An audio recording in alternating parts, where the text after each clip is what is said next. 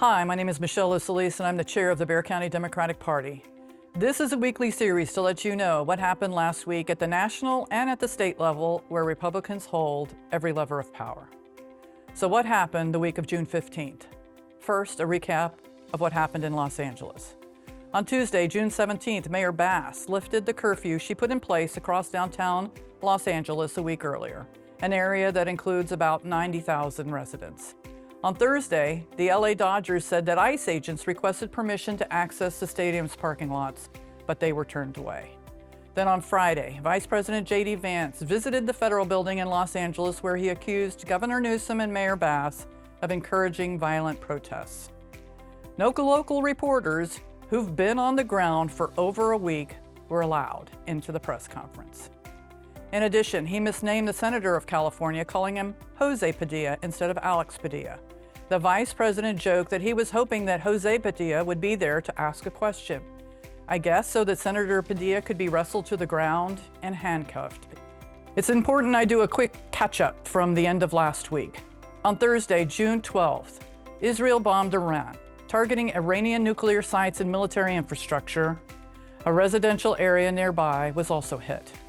In retaliation, Iran called the Israeli strikes a declaration of war and launched missiles into Israel. It is worth noting that the U.S. and Iran were set to hold nuclear talks on Sunday, June 15th, to try to get to a diplomatic solution. But those talks were canceled when Israel bombed Iran, and the two countries began trading missiles.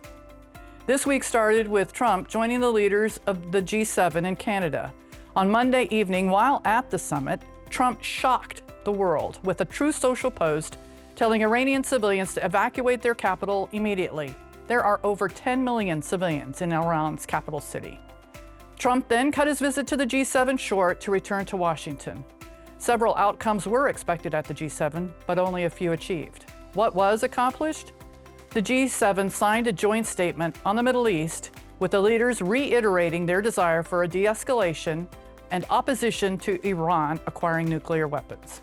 The US and the UK also unveiled a trade deal.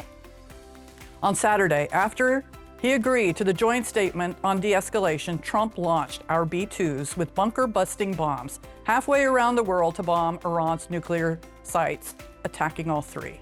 Yes, the America First president just attacked Iran for Israel, without our allies, without approval of Congress, and without an explanation to the American people. Republicans are masters of chaos, not governing. The Bexar Democrats are organizing early to win in 2026. Please check out our website for details and join us.